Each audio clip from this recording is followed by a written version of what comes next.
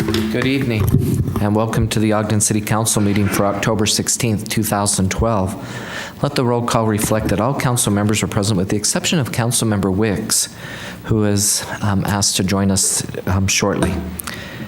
And at this time, we will have Vice Chair Blair lead us in the Pledge of Allegiance.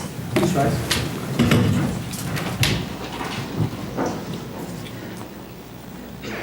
I pledge allegiance to the flag of the United States of America and to the republic for which it stands, one nation, under God, indivisible, with liberty and justice for all.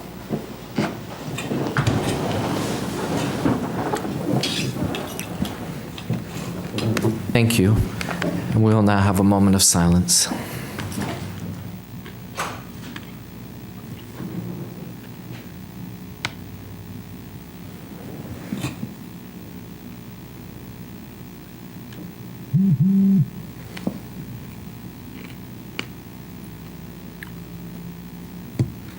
Thank you.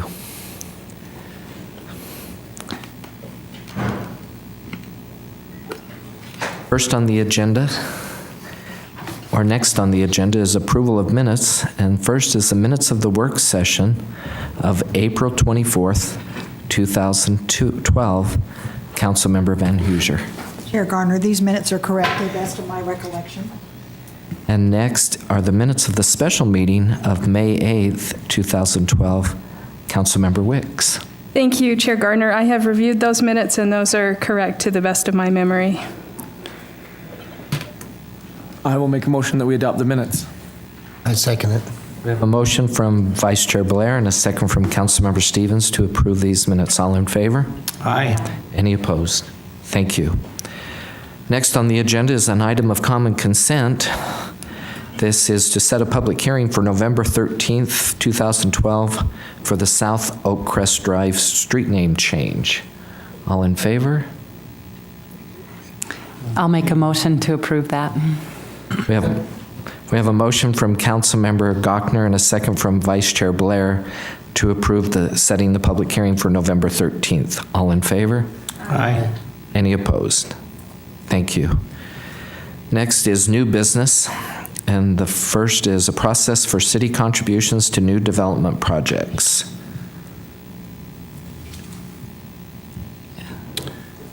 Ms. Janine Eller-Smith will be presenting this for us.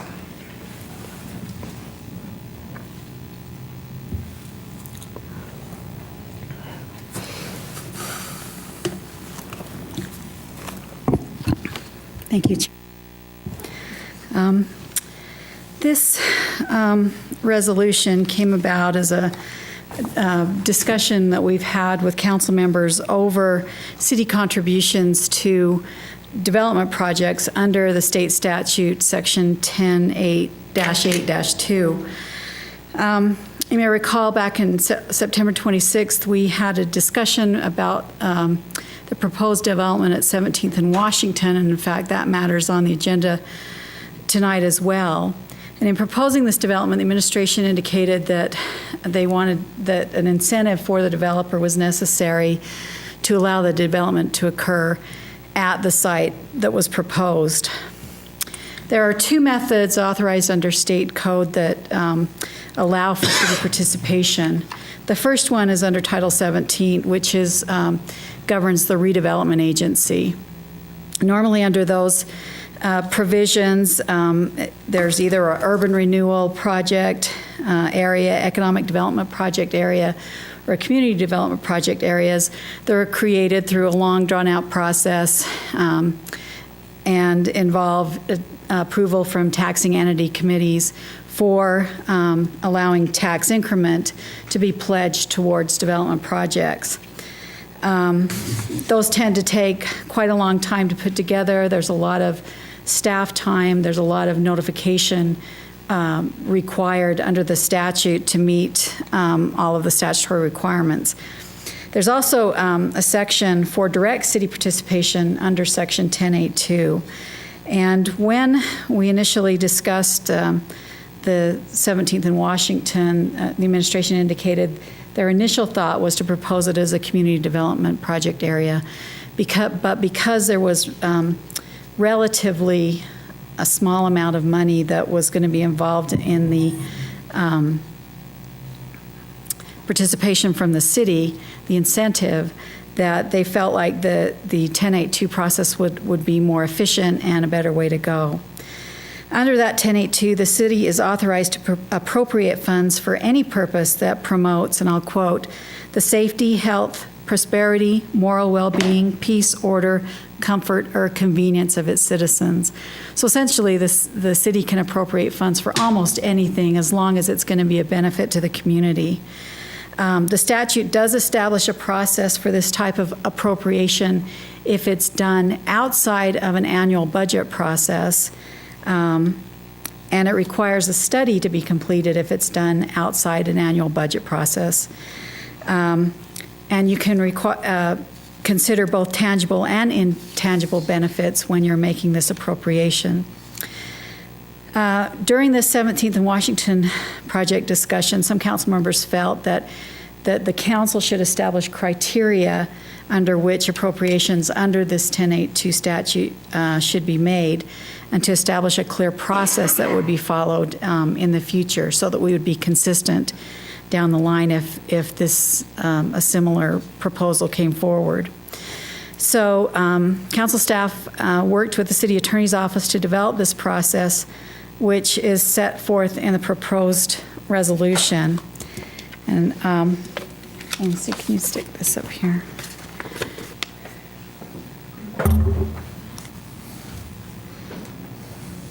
So there's basically 6 things that this resolution does.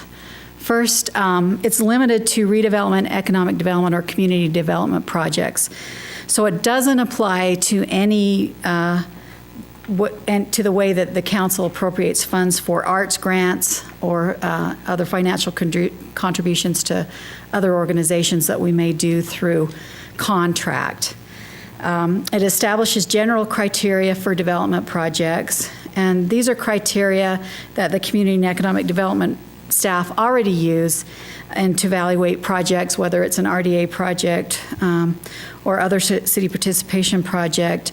And so those are things like removal of blight, increase in city tax base, job creation or job retention, or any other identified public purpose. And I will point out that this resolution also indicates that for purposes of these policies and procedures, whether a property is blighted or undeveloped will be determined on a case-by-case basis. Under the RDA statute, there's very specific things which identify a property as blighted, and as some council members indicated, they live in a blighted area under those particular criteria, when under normal circumstances you might not consider them blighted. And so we just put that language in there to clarify that we're not using that criteria to determine whether it's blighted. It requires a study anytime the city is considering contributing funds to a development project. Under the statute, the study is only required if the appropriation is going to occur outside the annual budget process. In this case, we're recommending that a study always be performed to justify the appropriation. So the resolution also requires a financial analysis of the project to show the financial benefits to the city. This is not required by the state statute, but routinely the community economic development folks do it anyway, and it is a good tool to let the council know whether or not there's going to be a recouping of the funds that are contributed, or whether there's some other intangible benefits that you might be receiving for that contribution. It requires the council to make a finding that the city's goals will be met. That's the health, well-being, prosperity of the community. And then it also just clarifies the process to be used when the appropriation is either as an amendment during current year budget or during the annual budget process. So that's what this resolution does, and I don't know if you have any questions. I think it's flexible enough that it's not going to tie the administration's hands. They have reviewed it and felt that it's something that they can live with. But at the same time, it does establish some criteria going forward for consistency in the future. I have one question. We talked about in our work study that this process would not apply to all projects coming forth to the city. Is there any guidelines by which they would look at that would either they would use the 1082 or other processes of developing a parcel of ground or any other thing? Well, it is going to apply to any development project, but it wouldn't apply to, for example, an arts grant, which we have a separate process for, or it wouldn't apply to where we have a contract with Marshall White or Dinosaur Foundation or those, because those processes are already developed. So this is only for development projects that are proposed under 1082. This wouldn't come into play if, for example, they wanted to use the redevelopment side to make a contribution through tax increment. That would be a whole separate process. Any other questions or comments? Thank you. Thank you very much. And at this time, we'll receive any public input on this. Okay. Any further discussion? If there is no further discussion, I'll go ahead and make a motion that we approve this. Second it. We have a motion from Councilmember Gochner and a second from Councilmember Van Huzer to adopt this proposed resolution. This is a roll call vote. Councilmember Gochner. Aye. Councilmember Heyer. Aye. Councilmember Stevens. Aye. Councilmember Van Huzer. Aye. Councilmember Wicks. Aye. Vice Chair Blair. Aye. Chair Garner. Aye. This passes. Thank you. Next on the agenda is administrative reports. Mr. Johnson. Mr. Brandon Cooper will be presenting this item.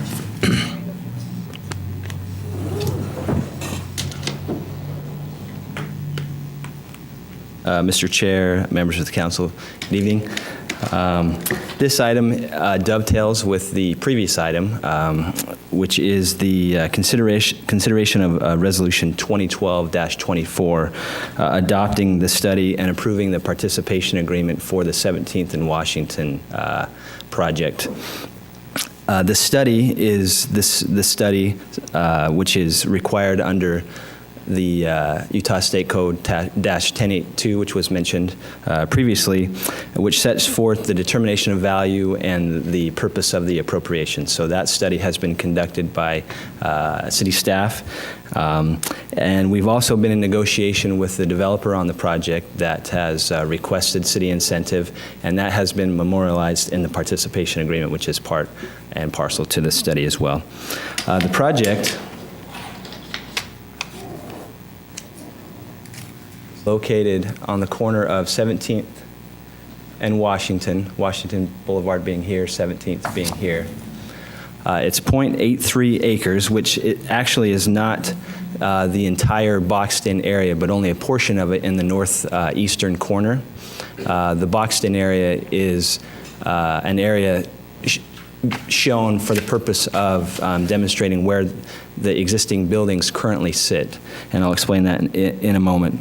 But the actual 17th and Washington project is 0.83 acres, which is this corner here of that total parcel area. Right Development is the developer on the project. They're proposing to build a 7-Eleven on that specific portion of the project area at this time. That 7-Eleven looks like this. So again, same corner. Underneath the site plan, you'll see we have existing buildings here. There's existing buildings that wrap all the way around the corner and a little down 17th Street. And so the 7-Eleven will occupy the majority of that corner. And by doing so, it becomes necessary to demolish all of those buildings along Washington Boulevard and a little down 17th Street. Some of the current buildings and their condition look like this. These are recent pictures of the building that's looking northwest in the median of Washington Boulevard. Safe, I might add. This is a building that has had recent wind damage to it in our most recent windstorm that has yet to be repaired, so that's an existing condition now. These are all unoccupied buildings at this point. This is looking down 17th Street west, down 17th Street, so all the windows are boarded up. No activity there. It's a similar picture. Some of you might know this building and this location as the old Pepsi bottling plant. It's been various things over the years. The last would be in that purple or that orange section, a skate shop or a skateboard park. So that's the existing condition of the site, and again, the proposed project would demolish all those buildings that I've just shown and put in a 7-Eleven on the corner here with the approved site plan, and leave the remaining parcels vacant until further time that they became developable by either right development or someone else that had an interest in the property. Brandon, before you leave with some of the site condition, our understanding also is there's significant structural weakness and roof damage on all of these buildings. Right, that would be reflected here. That's just one of the areas, but yeah, that roof structure is actually caved in as far as I understand.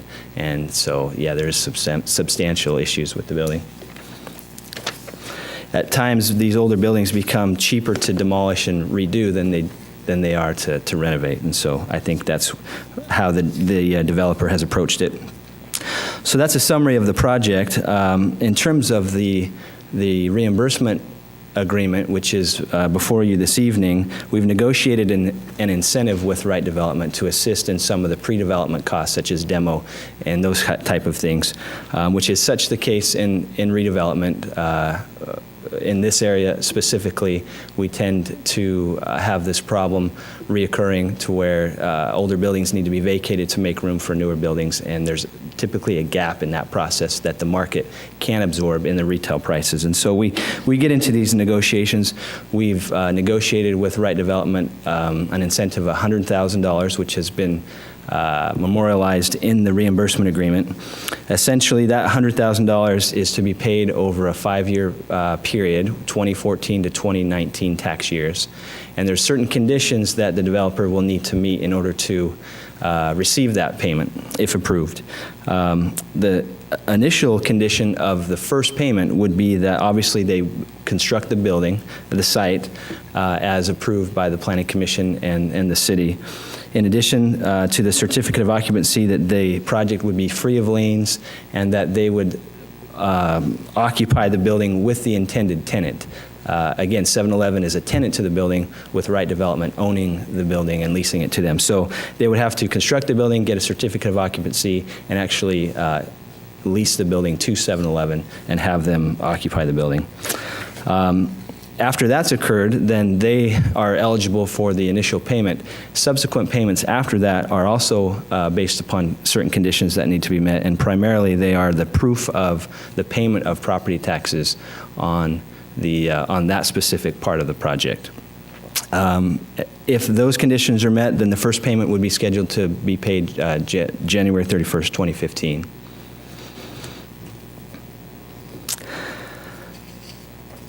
As part of the study that's required under the state code, we have looked at the benefits and drawbacks of this type of a development. And obviously the benefits are high considering the existing conditions of the building and how that affects the residential neighborhood behind it, and also how it affects commercial development going along the Washington frontage. We feel that the removal of those buildings would help in all of those areas, not only to catalyze some additional commercial development, but also to help with the conditions of that residential neighborhood as well. Obviously, we're taking a building that has no productivity in terms of property tax increase or sales tax contribution, and now putting that back into the stream of revenue. So we would see an increased sales tax, an increased property tax. We've been told that the 7-Eleven does about a $1.3 to $1.6 million year, and so that's what we've based some of our analysis on.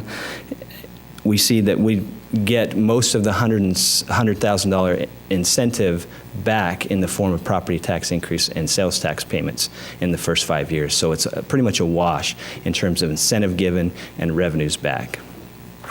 In addition to property tax and sales tax, obviously we'd be creating temporary construction jobs that would come in and do the demolition and the construction of the building, which would take 90 to 120 days.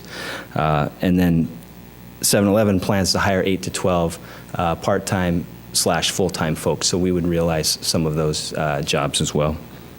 And then again, I think it's important to note the importance of replacing some of these older buildings with newer productive buildings in terms of the aesthetic and what that does to the neighborhood, as well as the catalyst for new development. The developer has an obligation to finish the construction of the building by August of next year, and so the idea is to get it done in time for the appropriation, or the assessment, and then the first payment. And so we anticipate this to be completed sometime before that, which would be summer of 2013. So that's the summary for both the study and the reimbursement agreement, and our recommendation is to consider adopting Resolution 2012-24. Any questions for Brandon?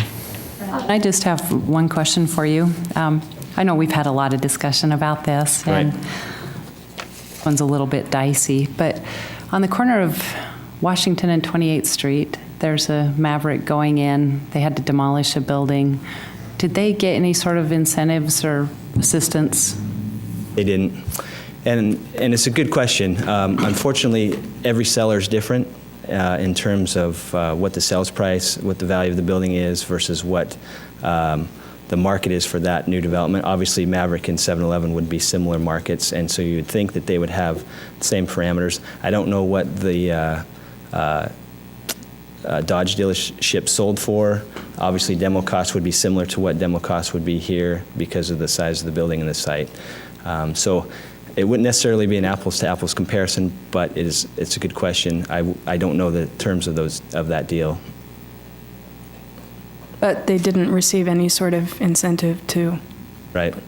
It's also a Maverick store, so it's a corporate store versus a developer-owned store that's leased, and so that's a different dynamic as well. I realize that, but I think they're both convenience stores, and they were both places where there was an empty building that was torn down to put in a convenience store. So yeah. I think it's a fair comparison. What is the total size of the whole, not just the parcel that the 7-Eleven's proposed to go on, but the whole area? I can't really tell. I believe it's 2.2 acres, I believe.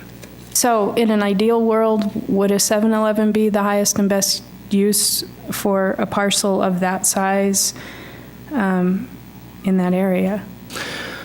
Well, that hard corner would lend you to believe that, yeah, a C store that has multiple access points off of the main road and a side road would be a good use for that.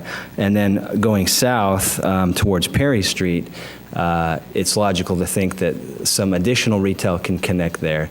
If that was just one big parcel that you needed to develop, most likely you would get the same thing with parking in the back. And so, yeah, this is a good spot for retail in general, 7-Eleven or strip center or other types of retail use. Washington frontage lends to that highest and best use. Can you address the 7-Eleven? This is going to be an upgraded or an upstyle 7-Eleven. Can you address that, and also the landscaping that is going around the property that they will be purchasing? Yeah, thank you. We have taken some of your comments to the developer and have asked him to come back to us with a new and improved version of the 7-Eleven store, different than what we might commonly see. And they've worked with 7-Eleven corporate, and this has been required of 7-Eleven in other locations, as we've discussed, Park City and Daybreak. And so the developer has committed to us that the 7-Eleven will be similar to that in Daybreak, which is more of a modern styling. You still have the corporate colors of white, red, and green, but they're applied to the building in a little more of a sensitive way in terms of styling and things like that. So you will see a different 7-Eleven, different than anywhere that we've seen around here, unless you've been to Daybreak in the recent past. What about the landscaping? What is required? I believe that the ordinance itself would require some additional landscaping out above and beyond what you would normally see for a typical C-store like that. If you've been down 12th, before you get to the freeway over by the Chevron there, they've just built a 7-Eleven. It doesn't look anything like what's being proposed here, but it does have some additional landscaping requirement that we would likely see here. In collecting of the taxes, we're collecting about 80% of the delinquent taxes, is that right? In our study session, they mentioned that the developer would have to show that those taxes have been paid. And right, as a condition for ongoing payments, he would have to show that he has paid his property taxes on the 7-Eleven project, yes. And that's a sizable amount of what is outstanding, is that correct? Well, as a condition to the sale and subdivision of the property, any back taxes that are owed on that piece will be paid as part of that transaction. And then going forward, the developer would have the obligation to pay property taxes year to year. And in order to get our incentive, he would need to show proof of that payment. Yeah, the developer's not the one who's been delinquent on the property taxes. It's Correct. the current property owner Correct. who hasn't paid taxes since they bought the property. And as part of that, But the taxes would be transaction. collected, as I understand it. Correct. Deal with all that before the sale can go through. Correct. Yeah. Yep.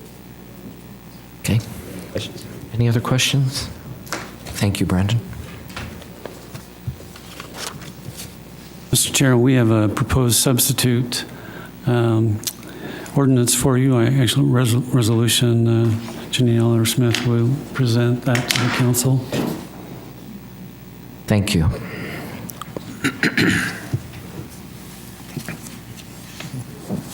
With regard to Councilmember Stevens' issue about the taxes, we had this discussion during the work session on September 26th, and several council members explained or expressed concern about the fact that of these 6 parcels, they had all been delinquent for a couple of years.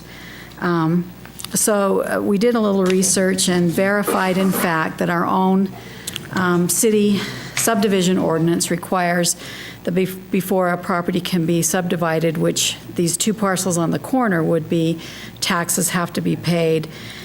So payment on those taxes cover about 80%. There was also concern about the remaining amount, though, which is about $6,000 on the remaining 4 parcels that aren't part of this initial development.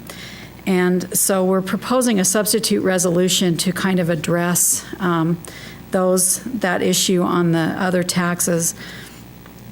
And you have a red-lined copy, and there's some available in the lobby if there's anyone in the audience that would like to review this.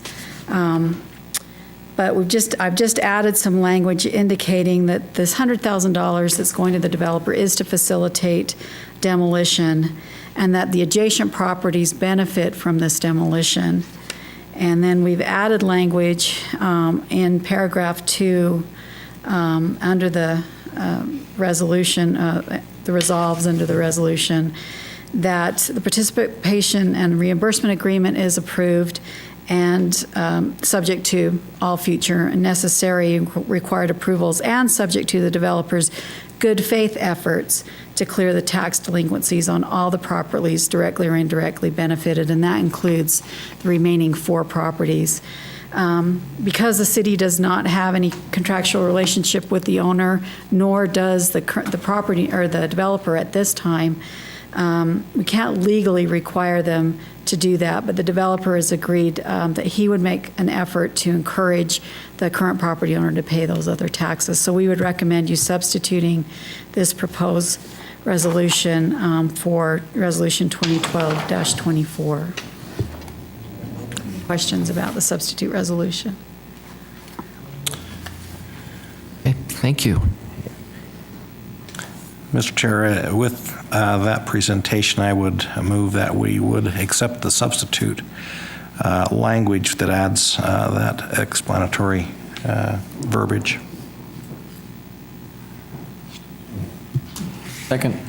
We have a motion from Councilmember Heyer and a second from Vice Chair Blair to adopt the proposed changes to the resolution and substitute with this additional language. And this is a roll call vote or just voice? Voice. Voice vote. All in favor? Aye. Aye. Any opposed? Thank you. And next, we will receive input now regarding this proposed resolution. If there's anybody that has public input regarding this, they can come up at this time. Okay, no public input. Any further discussion?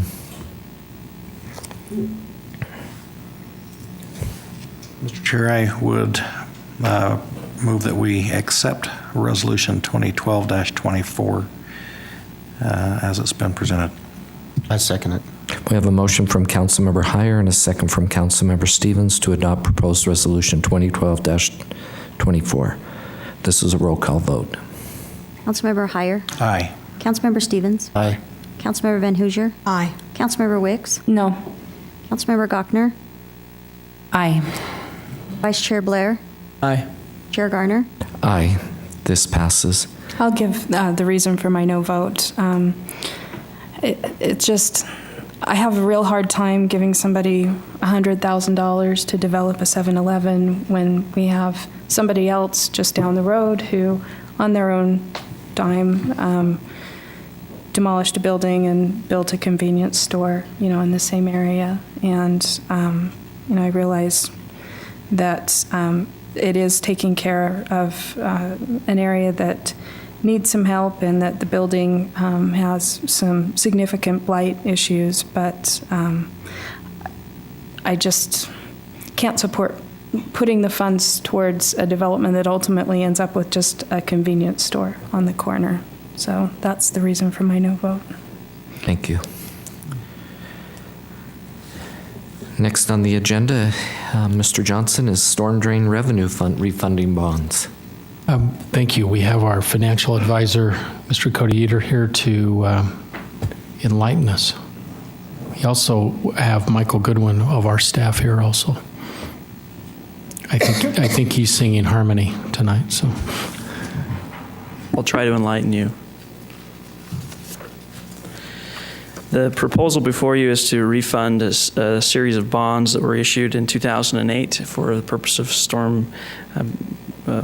funding some storm sewer issues that were, I don't know exactly all of the reasons behind the original bond issue. I think Janine addressed those at the work session last time. But those bonds have been outstanding since 08. The current advantage of refunding these is you save up to $17,000 a year by refunding these. It's money that you can retain into your storm sewer fund rather than paying out to investors. So it's a good opportunity for the city to do that. That's the benefit of having a terrible economy, is that rates are really low and you can take advantage and refund the debt. So the proposal is that you refund these bonds, and the resolution before you is a parameters resolution, which sets the parameters under which you will issue these refunding bonds, and would authorize the city, it would authorize us as your financial advisor to send out a term sheet to solicit from lending institutions a rate for the bonds, and would also have set up a pricing committee, which is made up of several individuals that are in the parameters resolution, members of staff and council, that would ultimately approve the final issuance of the terms of those bonds. So the concept right now is that these bonds would close in November, on November 8th, based on acceptable terms that we receive from banks. So that's the information that's before you. The net present value savings, bringing all those savings to today's dollars, would be $170,000 worth of savings, and again, $17,000 worth of savings annually. until the bonds are totally paid off. If there's further questions, be happy to address those. Any questions? Okay. Any further discussion?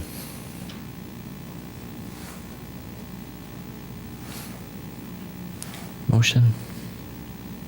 So, Mr. Chair, you have public input on this one as Sorry. well. Receive public input regarding this. Seeing no movement, I'll Thank you. make a motion to adopt proposed resolution 2012-25. I'll second. We have a motion from Councilmember Gochner and a second from Councilmember Heyer to adopt proposed resolution 2012-25. This is a roll call vote. Councilmember Stevens. Aye. Councilmember Van Hoosier. Aye. Councilmember Wicks. Aye. Councilmember Gochner. Aye. Councilmember Heyer. Aye. Vice Chair Blair. Aye. Chair Garner. Aye. This passes. Thank you. And next on the agenda is public comments. This is an opportunity to address the council regarding your concerns or ideas. Please state your name for the record and limit your comments to 3 minutes. In this form of government, all city personnel are the responsibility of the administration, not of the council. Please discuss any concerns you may have regarding staff with the mayor, chief administration officer, or department directors. No public comment? Comments from administration? I have nothing at this time. And comments from council staff Nothing tonight. Thank you. and council members? Okay.